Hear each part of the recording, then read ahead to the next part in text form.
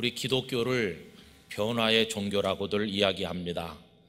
성경에서 변화된 사람을 이야기할 때 몇 분을 그 대표적으로 이야기할 수 있는데, 그 중에 빼놓을 수 없는 분이 예수님의 제자 베드로라고 말할 수가 있겠습니다.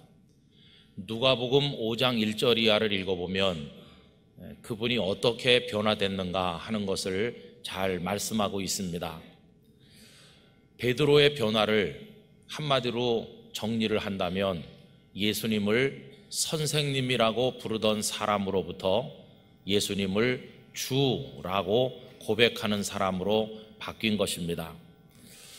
본래 그의 이름은 잘 아시는 대로 시몬이었고 그의 직업은 갈릴리의 어부였습니다. 어느 날 그는 밤이 맞도록 수고를 했지만 한 마리의 고기도 잡지 못하고 빈손으로 돌아오게 되었고, 몹시 지친 가운데 그물을 정리하고 있었는데 예수님께서 다가오시더니 배를 빌리기를 청하셨습니다. 그는 예수님을 위해서 배를 띄웠고, 배에 앉으신 예수님께서는 바닷가에 있는 무리들에게 말씀을 가르치셨습니다. 예수님의 말씀이 끝났을 때 이제는 집에 가서 쉬어도 되겠나 하는 기대를 가졌는데, 너무나도 뜻밖의 예수님께서 그에게 한마디를 하셨습니다. 깊은 데로 가서 그물을 내려 고기를 잡으라 하신 것입니다. 여러분, 이 말씀은 바닷가에 서 있는 무수하게 많은 사람들에게 공동으로 주신 말씀이 아니고 베드로 한 사람에게만 주신 말씀이었습니다. 때때로 우리가 성경 말씀을 읽으면서 신앙생활 하는데 우리 영락 가족들에게 주님께서 우리 각자에게만 주시는 은혜의 말씀들이 있으시기를 간절히 축복합니다. 예수님께서 이 말씀을 하셨을 때 뜻밖에도 시몬이 그 말씀에 순종합니다. 이것이 뜻밖이라고 말씀드리는 이유는 해가 떠오르면 물고기들이 바다 깊은 데로 내려가고, 그렇기 때문에 그물의 길이가 길지 않던 당시로서는 아무리 그물을 던져봤댔자 고기 잡을 가능성이 없음을 베테랑 어부인 그가 잘 알고 있었고, 또 심신이 몹시 지친 상태였기 때문에 그 말씀에 순종하기가 어려웠을 텐데 그 말씀에 순종한 게 뜻밖이라고 하는 것입니다. 아마도 조금 전에 뱃전에 앉아서 무리들을 가르치시는 예수님의 말씀을 계속 들은 결과 그 말씀이 그의 영혼을 적시었기 때문에 그 말씀에 순종할 수 있었으리라고 생각을 합니다. 그런 의미에서 우리도 늘 말씀을 듣기를 즐거워하는 성도가 되어야만 하겠습니다. 그가 예수님의 말씀에 어떻게 반응을 보였는지 누가복음 5장 5절 말씀을 읽어보면 이렇습니다. 시몬이 대답하여 이르되, 그 다음에 의미 있는 단어가 나오는데 예수님을 어떤 단어로 부르고 있느냐 하면 선생님이라고 부릅니다. 선생님, 우리들이 밤이 새도록 수고하였으되 잡은 것이 없지만은 말씀에 의지하여 내가 그물을 내리리다 하고 예수님을 선생님이라고 호칭했습니다. 자, 그래서 그물을 내렸더니 어떤 결과가 되었습니까? 얼마나 많이 잡혔는지 혼자서는 끌어올릴 수가 없어서 동료를 손짓해서 도와달라 이래서 끌어올렸더니 두 배가 거의 잠길 정도로 엄청난 어획을 거두게 됩니다. 상식적으로 보나 지금까지의 경험으로 보나 도저히 믿어지지 않는 놀라운 일이 눈앞에 벌어졌을 때 그는 예수님 앞에 털썩 엎드려 무릎을 꿇고 머리를 조아리게 되는데, 그러면서 그가 예수님께 자기 마음속의 깨달음을 고백을 하는데, 거기서 그는 더 이상 선생님이라고 하지 아니하고 예수님을 주라고 부르게 됩니다. 누가복음 5장 8절 말씀입니다.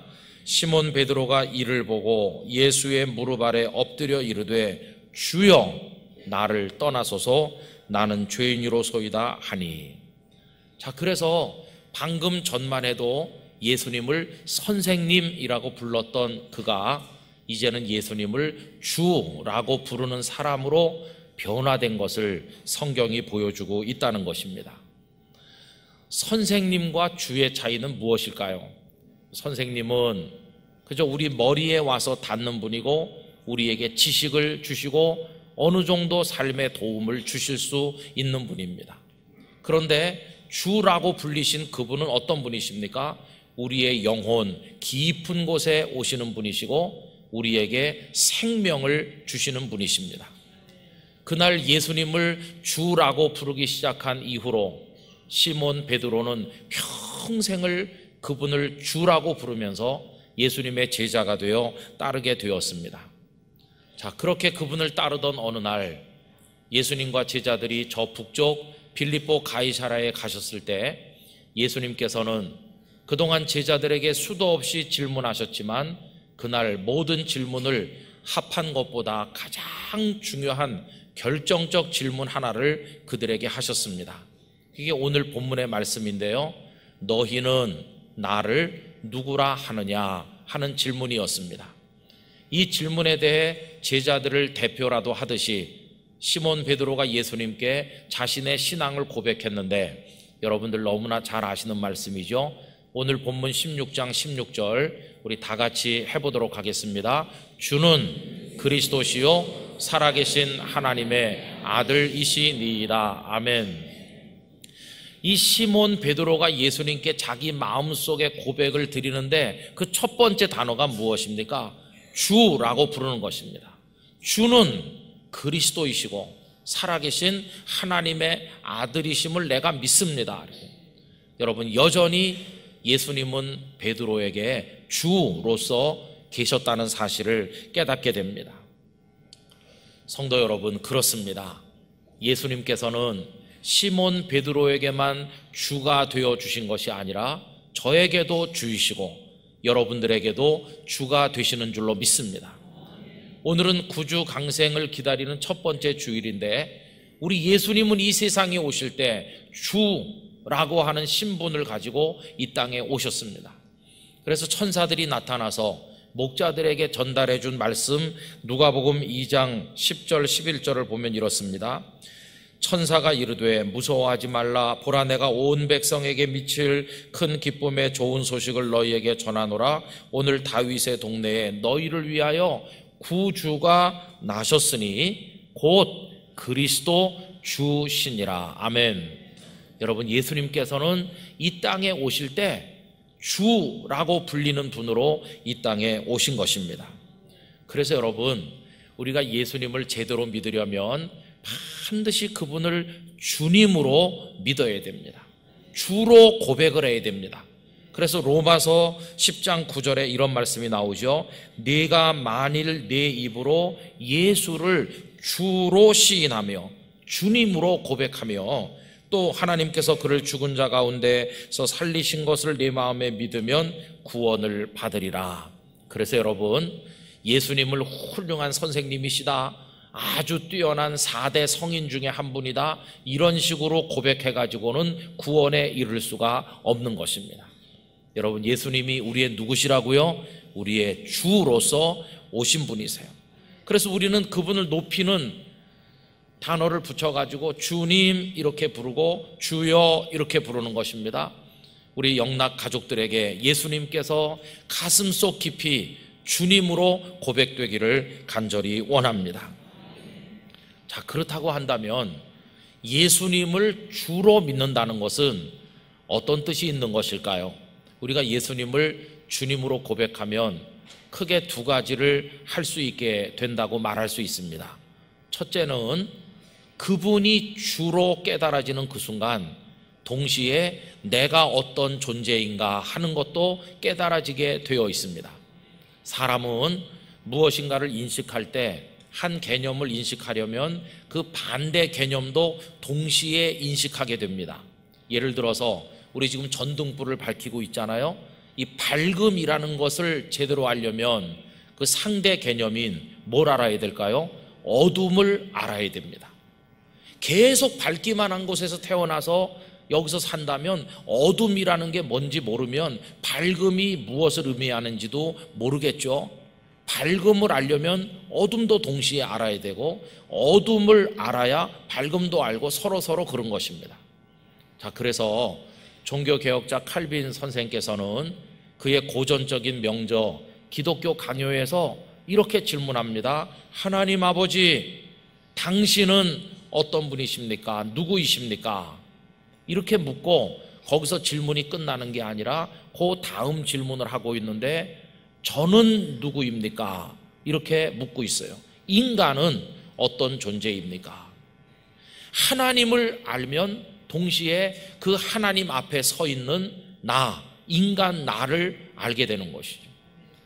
또 하나님을 모르면 당연한 말이지만 내가 누군지도 정확히 모르게 되는 것이죠. 그래서 예수님이 주님이시라는 것을 깨닫는 순간 이 시몬은 자기가 누구인가도 알게 되는 것을 보게 됩니다. 그런데 여러분 보세요. 이 시몬이 예수님을 주로 알지 못하고 그저 선생님 정도로 안다면 자기 자신을 제대로 알까요? 주님을 제대로 모르는 한은 자기가 누군지도 제대로 모릅니다. 그래서 예수님을 선생님 정도로 생각할 때는 자기 자신에 대해서도 착각을 가지는 거죠. 나 시몬 그래도 어느 정도 자리 잡힌 성공한 어부지, 이렇게 자기 자부심을 가지는 겁니다. 일부 기록에 의하면 그 당시 갈릴리에서 고기를 잡는 것은 아무나 할 수 있는 일이 아니었고 당국의 허가를 받은 사람만 할 수 있었다는 기록이 있음을 참조한다면 이 시몬은 자기 배도 가지고 있고 그리고 어업을 할 수 있는 권한도 가지고 있는 어느 정도 안정된 사람이라는 걸 알 수 있잖아요. 아마 그래서 장가도 들고 가정도 이룬 것이겠죠. 아니 베드로가 장가 들었다는 게 성경에 어딨나? 장모님이 등장하잖아요. 장모. 척하면 삼천리시죠. 그러니까 나 그래도 어느 정도 괜찮은 사람이야, 이렇게 자부심을 가지고 있는데 여러분, 그건 그의 진면목이 아닌 것입니다. 그거는 착각에 불과해요. 왜? 주님이 어떤 분인지 잘 모르기 때문에 자기를 잘 모르는 겁니다. 그런데 나중에 어떻게 됐나요? 그물이 찢어지려고 할 정도로 엄청난 고기를 잡고 아까 읽은 말씀처럼 더 이상 그분이 선생님이 아니라 주님이시로구나, 그걸 깨닫는 순간 동시에 자신의 진면목도 깨닫게 된 것이에요.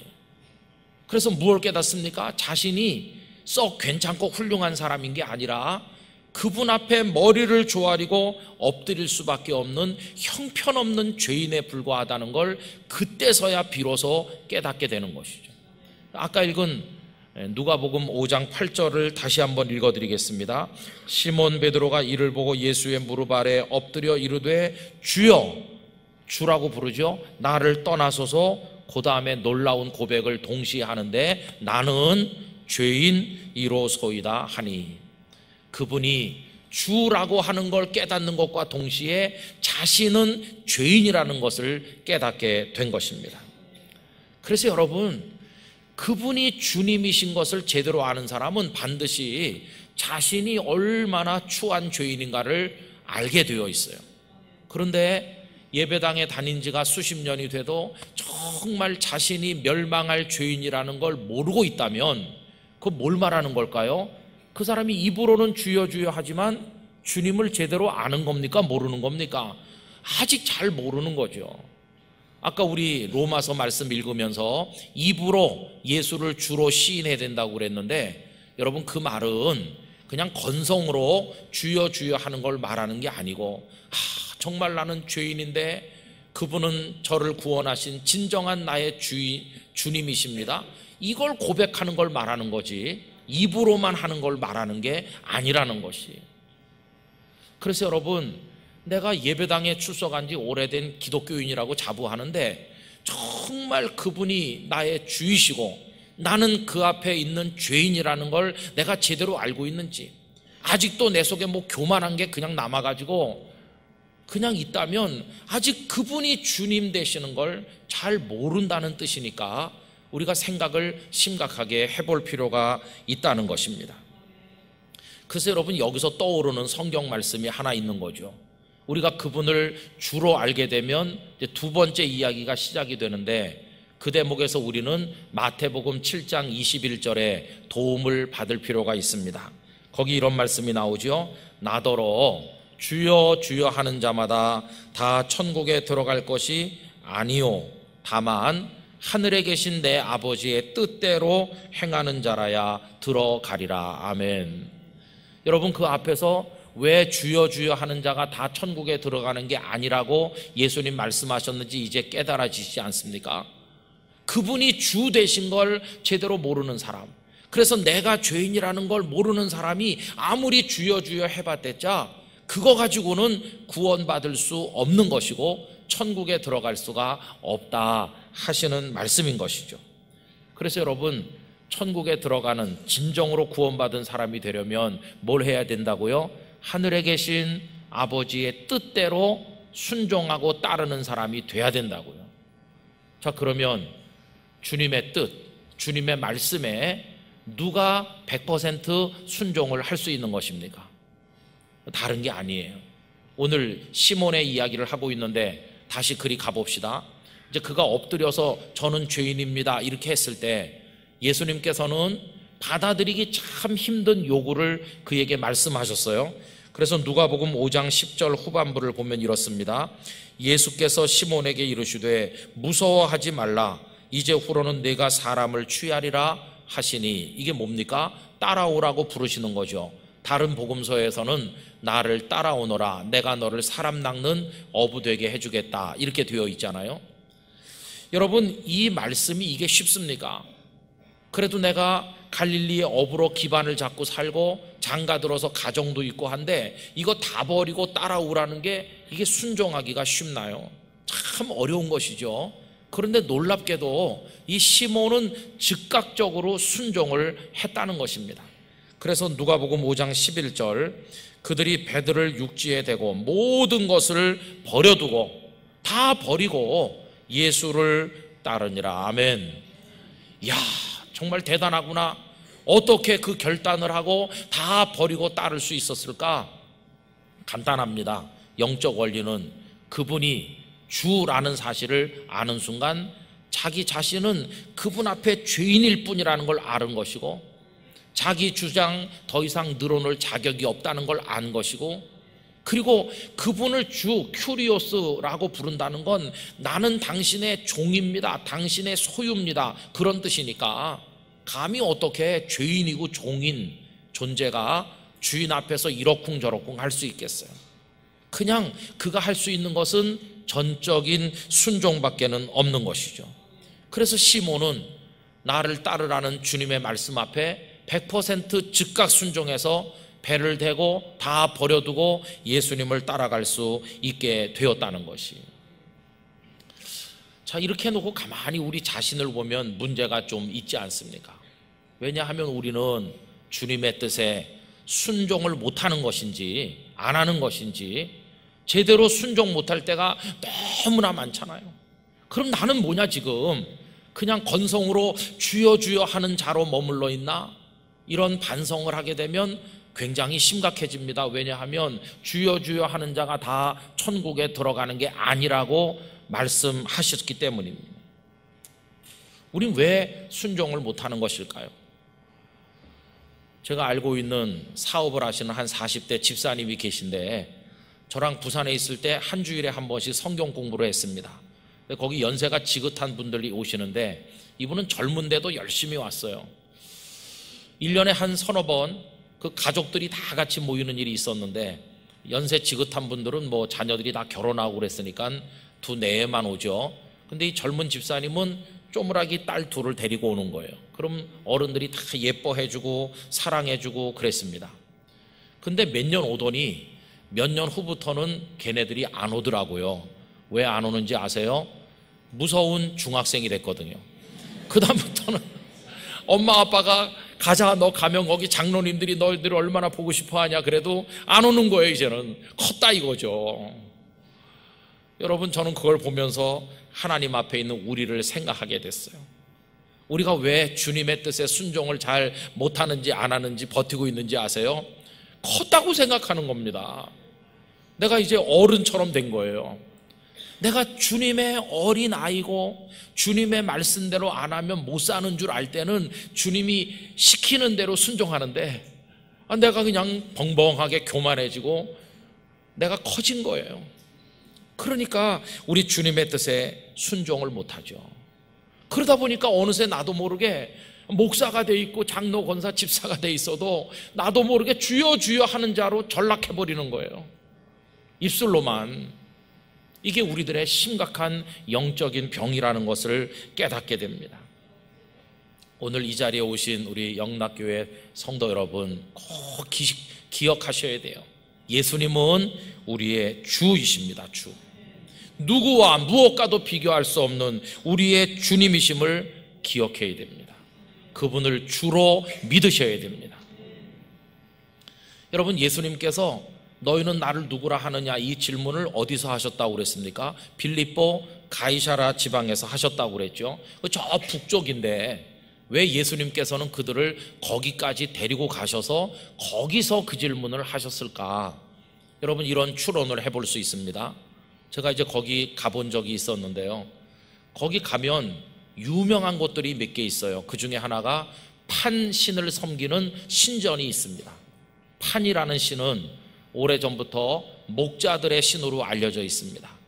판신을 섬기면 양떼를 잘 먹일 수 있다, 이렇게 사람들이 생각했어요. 그런데 이 판신은 가끔 화가 나면 목자와 양떼를 겁먹게, 두렵게 하는 능력이 있는 것으로 생각해 왔습니다. 그래서 여러분, 갑작스러운 공포나 두려움이 닥치면 그걸 뭐라고 합니까? 패닉이라고 하잖아요. 그게 판으로부터 파생된 단어입니다. 그 옆에 가면은 아우구스투스를 기념하는 신전이 있습니다. 여러분, 아우구스투스는 예수님께서 탄생하실 때의 로마 황제를 말하는 거죠. 그 사람의 본래 이름은 옥타비아누스입니다. 그런데 이 사람이 제2차 삼두 정치를 시작하면서 최대 정적이었던 안토니우스를 축출하죠. 그 안토니우스가 누구냐 하면 에디오피아가 이집트의 여왕인 클레오파트라랑 사랑에 빠졌던 바로 그 남자죠. 설교 시간만 아니면 러브 스토리를 얘기하겠지만, 어쨌든 그래가지고 이 옥타비아누스가 그 안토니 장군을 제거합니다. 몰아내죠. 그리고 로마를 전성기에 올라설 수 있는 토대를 마련해요. 그래서 로마 원로원이 그에게 가장 존엄한 자라고 하는 호칭을 바치게 되는데, 그 호칭이 아우구스투스입니다. 그 다음부터 옥타비아누스는 아우구스투스로 불리게 됐어요. 여러분, 그는 AD 14년에 세상을 떠납니다. 그러면서 양자였던 티베리우스에게 권자를 넘겨주게 되죠. 티베리우스는 14년에 왕이 돼서, 황제가 돼서 37년까지 재위합니다. 그러니까 우리 예수님이 나사렛에서 성장하시고 메시아 사역을 감당하시고 십자가 지시고 부활 승천하신 이 모든 것이 티베리우스 치하에서 있었던 일이라는 걸 알 수 있죠. 자, 그런데 이 아우구스투스가 죽고 나니까 로마 전역에 그를 신으로 추앙하는 신전들이 많이 세워지게 돼요. 그 중에 하나가 예수님께서 제자들과 함께 가신 그 빌립보 가이사랴에 우뚝 서 있는 거죠. 지금은 그 원형은 그대로 보존되어 있지 않지만 그 터가 얼마나 넓은지가 알 수 있고요. 기둥들이 아직도 여러 개 그대로 서 있습니다. 한번 상상해 보세요. 거기 가서 보면 저쪽에는 판신전, 이쪽에는 아우구스투스 황제를 신으로 섬기는 신전이 있고, 많은 사람들이 하얀 옷을 입고 꽃을 들고 제물을 들고 그 신전에 드나드는 거예요. 그걸 바라보면서 예수님은 제자들에게 물으시는 겁니다. 저 사람들은 판을, 아우구스투스를 자신들의 주로 섬기고 있는데 내가 너희들에게 묻겠다. 나는 너희들에게 어떤 존재냐? 너희는 나를 누구라 하느냐? 그랬더니 시몬이 주는 그리스도시요 살아계신 하나님의 아들이시라고 대답을 한 것입니다. 이걸 뒤집으면 이런 말입니다. 예수님, 당신 외에는 저의 주는 없습니다. 아무리 판신이 대단해 보이고 아우구스투스가 대단해 보이지만은 저에게 있어서 유일한 주님은 당신뿐이십니다. 저는 그 누구도 저의 주로 섬기지 않겠습니다. 이 고백이 이 베드로의 신앙 고백 속에 들어있다는 것을 알 수 있어요. 그런데 유감스럽게도 그때나 지금이나 예수님을 주로 여기기는커녕 우습게 생각하는 사람들 너무나 많습니다. 왜 그런가요? 그분은 이 땅에 계실 때 너무 초라해 보였기 때문이었습니다. 그러나 빌립보서 말씀은 하나님께서 우리 주님을 높이 드셔서 만왕의 왕이요 만주의 주가 되게 하셨다고 알려주고 있지 않습니까? 빌립보서 2장 9절 이하를 읽어보면 이렇죠. 이러므로 하나님이 그를 지극히 높여 모든 이름 위에 뛰어난 이름을 주사 하늘에 있는 자들과 땅에 있는 자들과 땅 아래에 있는 자들로 모든 무릎을 예수의 이름에 꿇게 하시고 모든 입으로 예수 그리스도를 주라 시인하여 하나님 아버지께 영광을 돌리게 하셨느니라. 할렐루야. 하나님께 영광을 돌리려면 예수님을 반드시 주로 고백하고 믿어야 되는 것이에요. 근데 이게 인간적인 결심으로 되느냐? 아니요. 성령이 역사하셔야만 예수님을 주라고 할 수 있습니다. 고린도전서 12장 3절 그러므로 내가 너희에게 말하노니 너희에게 알리노니 하나님의 영으로 말하는 자는 누구든지 예수를 저주할 자라 하지 아니하고 또 성령으로 아니하고는 누구든지 예수를 주시라 할 수 없느니라. 우리 성도 여러분, 예수님을 주로 믿습니까? 주로 고백하십니까? 그렇다면 성령께서 우리 속에 역사하신다는 증거인 것이에요. 저는 지나간 주간 내내 이 말씀을 마음에 새기면서 예수님은 나의 주님, 이걸 생각하면서 저 스스로에게 질문을 해봤습니다. 그래서 예수님이 너의 주님이라고 믿는다고 해서 너 김 목사는 그 주님을 위해 무슨 순종을 하고 있냐? 그 주를 위해서 너는 뭘 버렸냐? 그 주님을 위해 너는 지금 어떻게 하고 있냐? 교회 안에서 일하면 다 주의 일이냐? 너의 영광과 너의 명예를 위해 하는 건 아니냐? 그런 생각이 많이 들었습니다. 그래서 저는 더 결심했습니다. 예수님만을 저의 주님으로 섬겨야 되겠다. 목회를 그 어떤 다른 목적으로도 하지 아니하고 주 대신 그분만을 위해서 목회를 해야 되겠다. 여러분, 우리 잘 분별합시다. 여러분들은 저의 주가 아니십니다. 소중한 분들이긴 하지만 김 목사의 주님은 아닙니다. 또 여러분들이 저를 사랑해 주셔서 감사하지만 또 저도 역시 여러분들의 주는 아닙니다. 그래서 우리는 어떤 사람의 비위를 맞추고 누구에게 잘 보이려고 하는 생각은 다 버려야 됩니다. 오직 한 분, 예수님, 우리 주님, 그분 앞에서만 올바르면 되는 것입니다. 우리가 주님을 섬길 때 그 정신으로 섬겨야 되는 것입니다. 교회 일 한다고 다 주의 일을 하는 게 아닙니다. 만약에 거기 내가 주가 돼 있고 내가 좋아하는 어떤 사람, 내가 좋아하는 명예와 권력과 그 어떤 것들을 위해서 한다면 그런 것들이 주가 된 것이지 예수님은 주가 되신 게 아닙니다. 근데 주님은 우리에게 당신만을 주로 섬기라고 요구하고 계시다는 걸 기억해야 됩니다. 그래서 여러분, 우리 영락교회는 예수님만을 주로 섬기는 분들로 가득하기를 원합니다. 그러려면 여러분 버리셔야 될 게 많아요. 우리의 고집도, 우리 욕심, 시몬 베드로가 배도 그물도 다 버린 것처럼 우리 교만, 우리 모든 것 다 버릴 수 있어야 됩니다. 다 버릴 수 있어야, 그리고 주께서 말씀하셨다, 그러니 나는 순종해야지, 이 정신으로 철저하게 무장될 수 있어야 우린 비로소 예수님을 나의 주님이십니다, 이렇게 고백할 자격이 생기게 된다는 것이. 교회 창립주의를 맞이하는 영락교회가 이 혼돈의 시대 속에서 어떤 교회가 돼야 될까? 여러 가지 대답이 가능하겠지만 여러분, 예수님만을 주로 믿는 교회가 돼야 됩니다. 예수님만을 주로 모시고 머리 되신 그 주님을 따라 순종하는 교회가 돼야 됩니다.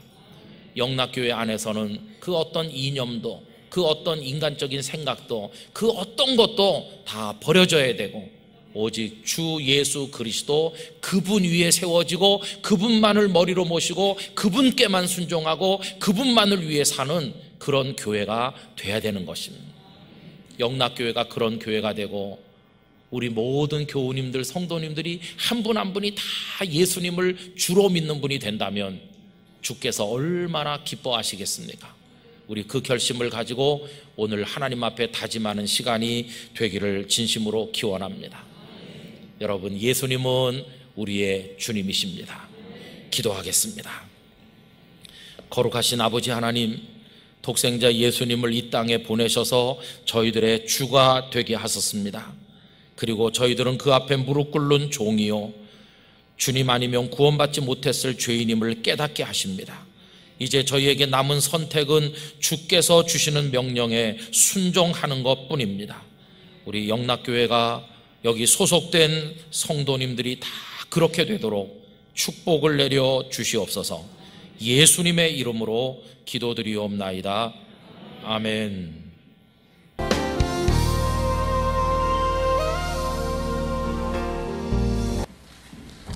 예수님께서 우리의 강한 성이 되심을 믿으시죠? 우리를 위협하는 것들이 많지만 대장 되신 예수님을 의지하고 올바른 믿음에 굳건하게 서기를 원합니다. 오늘 가정에서 또 예배당에서 우리 곳곳에 흩어져서 예배를 드립니다. 오늘도 하나님의 은총의 손길이 성도님들의 심령을 어루만지시고 우리에게 거룩한 깨달음과 결단을 주시고 또 믿음의 용기를 더해 주시기를 간절히 기원합니다. 오늘은 좀 어리석어 보이는 질문을 하나 드리는 것으로 말씀을 시작하려고 합니다. 우리 영락교회 성도 여러분, 예수님 아세요? 그러실 줄 저도 알았어요. 근데 좀 질문을 바꿔서 다시 여쭤보려고 하는데요. 예수님 잘 믿고 계세요? 근데 저는요, 그렇게 잘 대답이 안 돼요. 예수님을 아느냐고 물으면 알지요 그러는데 잘 믿고 있어요 그러면 글쎄, 이렇게 대답이 자신이 없어요. 여러분, 예수님을 아는 건 쉽습니다. 교회 와서 예수님이 어떤 분인지 배우면 알 수 있죠. 그런데 아는 그대로 잘 믿느냐 하면은 얘기가 전혀 딴 얘기가 되는 겁니다. 저는 소원이 있습니다. 저는 저 자신도 그렇고요. 그리고 우리 이 자리에 계신 모든 분들, 또 이 설교 영상을 듣게 되실 모든 분들이 예수님을 잘 아는 것으로 그치지 말고 정말 예수님을 잘 믿는 예수님의 참 제자 다 되셨으면 하는 소원이 있습니다.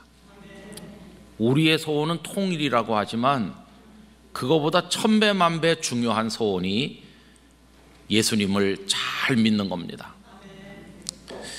여러분, 마태복음 16장에 보면 예수님을 알기는 잘 알았는데 잘 믿지는 못한 한 사람이 등장하는데 다름 아닌 베드로입니다. 베드로 예수님 잘 알아요. 예수님께서 너희는 나를 누구라 하느냐 문제를 내셨더니 정답을 딱 말하는데 16장 16절 주는 그리스도시요 살아계신 하나님의 아들이시니이다. 정답이에요. 우리 성도님들도 다 아시죠? 다 아실 거예요. 그런데 그렇게 그분을 주님이라고, 우리를 구원하는 그리스도이시라고, 하나님의 아들이시라고 잘 아는 베드로가 예수님을 잘 믿지는 못해요. 그걸 보여주는 말씀이 오늘 읽은 본문입니다. 베드로의 고백이 있은 이후 예수님은 처음으로 당신께서 죽으실 거, 부활하실 걸 말씀하셨습니다. 첫 번째 순환 예고라고 하죠. 오늘 말씀 21절입니다.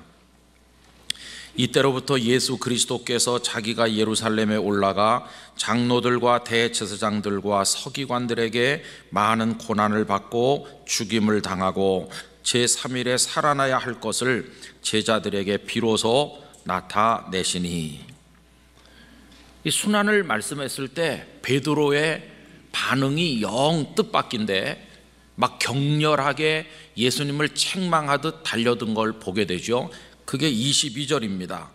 베드로가 예수를 붙들고 항변하여 이르되 주여 그리 마옵소서, 이 일이 결코 주께 미치지 아니하리이다. 정답을 말하는 모범생인데 예수님께 달려드는 겁니다. 그랬더니 예수님께서 그 모범생을 사탄이라고 책망하시는 겁니다. 23절, 예수께서 돌이키시며 베드로에게 이르시되 사탄아 내 뒤로 물러가라. 너는 나를 넘어지게 하는 자로다. 네가 하나님의 일을 생각하지 아니하고 도리어 사람의 일을 생각하는도다 하시고, 예수님을 잘 알아 모범생인 것처럼 보여도 그 아는 대로 믿지를 않으면 사탄이 되는 겁니다. 참 무서운 얘기입니다. 여러분, 왜 하나님의 일을 생각하지 아니하고 사람의 일을 생각한다고 하셨을까요? 이 제자들이 예수님을 따를 때는 예수님을 통해서 한 몫을 챙기고 한 자리 하려는 자기들의 욕심이 밑에 깔려 있는 건데, 예수님 죽으시면 이게 어떻게 되는 겁니까? 그러니까 절대 예수님은 죽으시면 안 된다는 거죠. 그 밑바닥에 깔려 있는 생각은 각자의 욕심, 그거거든요. 사람의 욕심. 그러니까 그 사람의 일만 생각한다는 겁니다. 하나님의 일은 뭔가요? 우리를 긍휼히 여기셔서 예수님을 십자가에 죽게 하시고 부활케 하심으로 우리를 죄로부터, 사망으로부터, 사탄의 손에서 구원하시려는 것이, 그게 하나님의 일이고, 그걸 위해서 예수님은 지금 오신 거 아닙니까? 근데 그건 절대로 일어나면 안 된다고 가로막고 있는 이 베드로의 모습은 하나님의 뜻 같은 건 안중에도 없고 사람의 일만 생각한다는 거죠. 여러분, 입으로는 주 이렇게 불렀지만 마음으로는 주로 믿지 않죠. 여러분, 주님이라고 부른다는 건요, 당신의 명령, 당신의 결정, 당신의 처분에 전적으로 순종하겠다고 할 때 내 앞에 있는 그분을 주라고 부르는 거거든요. 그런데 그분이 말씀하셨는데 손 들고 가로막는 거, 이게 주로 믿지 않는 거죠. 그러니까 아까 서두에서 알기는 잘 알지만 잘 믿는다고 말하는 건 다른 문제라고 말씀드린 게 여기 나오잖아요. 주로 고백은 했으나 믿지는 않고, 그리스도라 말하기는 하나 믿지는 않고, 하나님의 아들이라고 말은 하지만 그렇게 믿지는 않는 괴리를 이 속에서 볼 수가 있는 겁니다. 여러분, 왜 베드로가 그런 실수를 저지르고 심각한 자리에 있는 것일까요? 한마디로 말하면 자기가 죽지 않아서 그래요. 자아가 죽지 않았어요. 자기 욕심, 그게 그냥 멀쩡하게 속에 숨겨진 채 살아있는 거죠. 그래서 예수님께서는 정말 주님을 제대로 믿으려면 뭐가 필요한지를 말씀을 하시는 겁니다. 여러분, 그게 오늘 본문 24절 아닙니까? 우리 24절을 다 같이 읽어보도록 하겠습니다. 이에 예수께서 제자들에게 이르시되 누구든지 나를 따라오려거든 자기를 부인하고 자기 십자가를 지고 나를 따를 것이니라. 아멘. 자기 부인하라는 거예요. 그리고 자기 십자가를 지라는 겁니다. 여러분, 십자가가 장식품이 아니고 죽는 형틀 아닙니까? 십자가 지라는 건 너 죽어야 된다, 너를 죽여, 그런 말이거든요. 베드로의 문제는 우리 문제입니다. 한국 교회 문제입니다. 여러분, 교회마다 예수님 잘 아는 사람이 차고 넘쳐요. 그런데 그 아는 대로 예수님을 진짜 믿는 사람, 자기를 다 죽이고 정말 그분을 주님으로 믿는 사람은 아주 적어요. 이게 오늘 우리들의 문제라 하는 것입니다. 여러분, 많이 알면 지식이 많은 거죠. 그리고 지식들이 모이면 그게 학문이 되는 겁니다. 그래서 하나님에 관한 지식을 다루는 학문을 신론, 예수님이 누구신가를 다루는 학문을 그리스도론, 성령님이 누구이신가를 다루는 것을 성령론, 이렇게 신학교에서 학문으로 부릅니다. 그런데 여러분, 신학 지식이 많고 학문이 많다고 해서 예수님을 잘 믿는 사람일까? 이거는 전혀 다르다 하는 것입니다. 그럼 지식은 학문을 가져온다고 한다면 잘 믿는 신앙은 무엇을 가져오는가? 여러분, 잘 믿는 신앙은 눈물 없이는 못 듣는 감동의 이야기를 가져오는 것입니다. 지나간 주간에 경상남도 진주 기독교 총연합회가 주관하는 초교파 연합 집회를 3일 동안 인도했습니다. 장소 교회가 있고 4군데 교회를 더 정해서 분산하고 유튜브로 이렇게 하시고 그렇게 했습니다. 근데 우리 교회가 자매 결혼을 맺고 있는 교회들이 그 인근에 많기 때문에 많은 목사님들께서 오셔서 영락교회 성도들에게 안부 전해주시고 선교부에 고맙다고 해주세요. 그래서 제가 안부 전합니다. 분명히 전했습니다. 그런데 그 중에 영락교회 출신 목사님이 한 분 계시더라고요. 그분에게 이야기가 있어요. 그분은 첫 목회를 경상남도 하동 근처에 나환자촌에서 시작하셨다고 합니다. 그래서 나환자 가족을 다 이렇게 한 가정 한 가정 신방을 했다고 합니다. 주님, 이분들을 사랑하게 해주세요. 그랬더니 정성껏 음식을 장만해서 대접을 해드렸는데 그 식탁에 앉기가 너무도 어려웠다고 합니다. 나병을 앓아 눈썹 다 빠졌지, 손가락이 막 없는 분들이 많지, 저 손으로 저 밥을 하고 국을 끓여서 날 보고 먹으라고 주는 건가, 이렇게 하니까 숟가락 드는 게 너무나 어렵고 눈물이 막 났는데 내가 사랑이 없구나. 그래서 신방을 마치고 집에 돌아올 때 예배당에 들러서 엉엉 울면서 하나님, 저는 사랑이 없네요. 사랑이 없네요. 이분들을 사랑으로 섬길 수 있을지 두렵습니다. 그러면서 하나님 앞에 기도를 하곤 했다고 합니다. 그렇게 지나다가 그 교회 부임한 지 첫 번째 성탄절이 다가오는데 성령께서 마음에 감동을 주시기를 가장 어려운 자를 마음에 품으라. 그래서 가장 어려운 분이 누군가 이렇게 생각을 했고요. 내일이 성탄절인데 그 전날 성탄절 이브날 이부자리를 싸가지고 그 남자분 혼자 사는 집을 찾아갔다는 겁니다. 그거 싸들고 그분들이 뭐 양계나 이런 거 많이 하니까 축사가 있는데 축사에서 악취가 풍기죠. 축사 사이를 지나서 도랑을 건너서 그분이 사는 움집 같은 다 무너져가는 오두막을 찾아가서 문을 여니까 그분이 화들짝 놀라더라는 겁니다. 아니, 어떡해요? 오늘 밤에 같이 자려고 왔습니다. 이불 깔고 그분 옆에서 자는데 잠을 못 잤답니다. 왜냐하면 너무 밤새도록 기침을 하시니까, 천식이 심해가지고. 예배당에서는 가끔 기침하니까 기관지가 안 좋으신가 이렇게만 생각했는데 밤새도록 그렇게 심한지는 몰랐다는 거예요.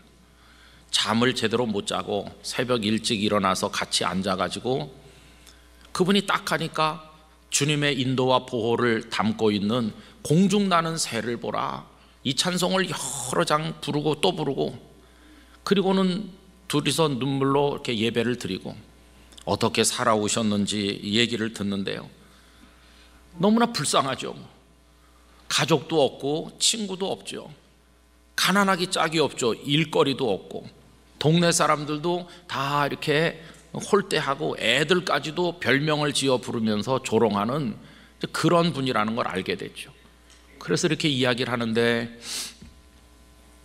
그분이 눈물을 툭툭툭 흘리면서, 제가 철든 이후로 60평생 사는 동안에 제 옆에 누군가가 누워 잔 것은 어젯밤이 처음이었습니다, 이렇게 말하더래요. 목사님 가슴 속에 그냥 쿵 소리가 들리면서 막 천지가 진동하는 충격을 받았고, 어젯밤에 그 일이 이분에게 어떤 의미가 있는 건가 생각을 했답니다. 그리고는 눈물로 기도하는데 둘이 있는 게 아니라 예수님이 같이 계신 것을 강하게 체험을 했대요.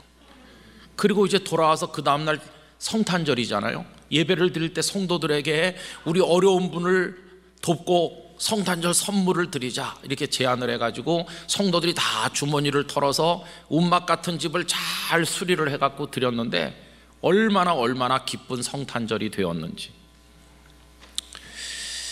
여러분, 이게요 참 믿음이 가져오는 이야기인 거예요. 이야기, 감동 있는 이야기. 그럼 그 일로 인해서 누가 도움과 위로를 받았습니까? 물론 그분이겠죠. 그러나 정말 큰 위로와 힘을 얻은 분은 이 목사님이신 거예요. 내가 주의 종이로구나 하는 걸 아주 감동적으로 체험을 했고, 그분이 그 위에 다른 곳으로 가서 사역을 하면서 이렇게 마음이 흐트러지고 초심이 다 무너지고 내가 왜 이러지 할 때마다 그때 그 일을 생각을 하면 다시 마음을 정돈해가지고 다시 원래 출발 지점으로 돌아갈 수 있도록, 그분이 목사다운 목사로 살아갈 수 있도록 붙들어주는 은혜의 끈이 되었다는 것이. 여러분, 그 목사님이 그냥 예수님이 누구신지를 알기만 하고 참 믿지 않았으면 이런 이야기는 안 생깁니다. 감동을 주셔도 무시할 거 아닙니까?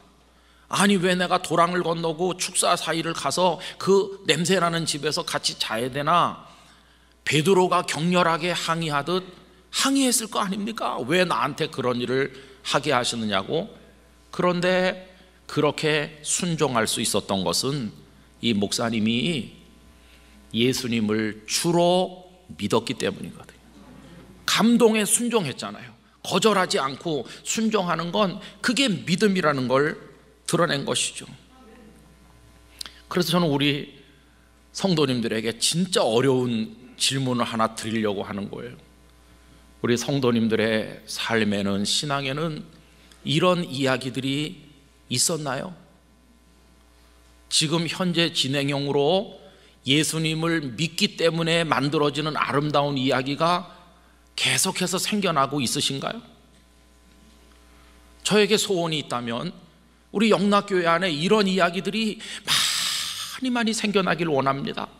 여러분, 이런 이야기는 지식으로는 생겨나지 않는 거예요. 아무리 정답을 많이 알아도 참으로 믿기 전에는 안 생기는 이런 이야기, 우리 자신이 감동받고 주님이 기뻐하시고 생명을 살리는 이야기, 이런 이야기들이 넘쳐나기를 간절히 원합니다.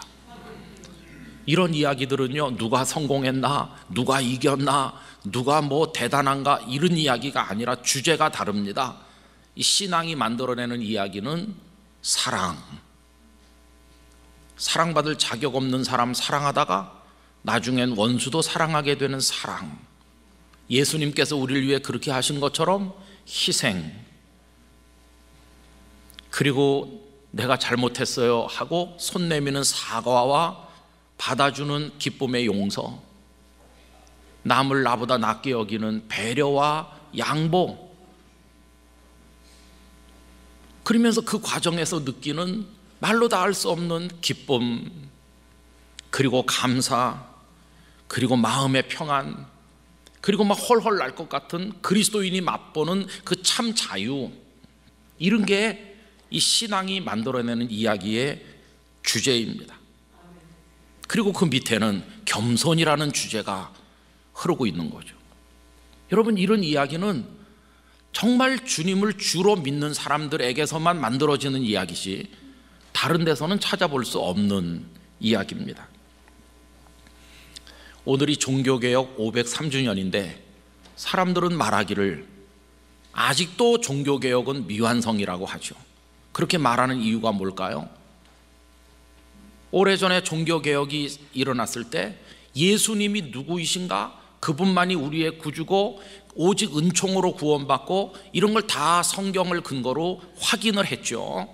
그런데 왜 지금도 미완성이라고 말하냐 하면 그때 그 확인하고 고백한 그대로 믿고 살지 못하니까 아직도 미완성이라고 말하는 거죠. 그 미완성의 모습은 다른 데 가서 찾아볼 거 없이 우리 자신을 보면 아는 거죠. 여러분, 예수님께서는 자기를 부인해야 된다, 자기를 다 내려놔라, 마음을 비워라, 그리고 심지어는 십자가 지고 너 죽어라, 그리고 나 따라라, 이렇게 말씀하시는데 여러분, 죽었습니까? 우리가 속에 뭔가 아직도 살아가지고 이게요. 그러니까 미완성이죠. 뭐 성경도 많이 읽었죠. 제자 훈련도 많이 받았죠. 예수님 아는데 1등이죠. 그런데 예수님을 아는 만큼 믿냐 그러면은 할 말이 없죠. 그러니까 미완성이죠. 여러분, 우리는 때로는 우리 욕심 채리다가 베드로가 항의하듯 격렬하게 주님께 원망하고 항의할 때가 얼마나 많은가요? 자기 중심적이죠. 그래서 미완성이죠. 저는 오늘 예배하는 모든 분들이 저를 포함해서 우리 정말 예수님을 주로 잘 믿길 원합니다. 우리를 죽일 수 있길 원합니다.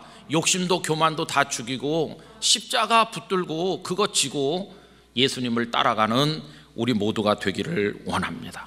그러면 아름다운 이야기가 많이 생겨날 겁니다. 저처럼 자격이 없고 부족하기 짝이 없는 사람이 이 자리에 서는 게 너무나 죄송한 건데, 영락교회 목사가 된 지 지난 주일로 2년하고 8달 됐어요. 근데 여러분, 제가 여기 뭐 30년 40년 있을 겁니까? 저 얼마 안 있습니다. 얼마 안 있고 하나님께서 종치시면 조용히 사라질 사람이죠. 그래서 제가 무슨 대단한 일을 할 거라고 저는 생각하지 않습니다. 그러나 그런 부족한 목사도 소원이 있어요. 소원.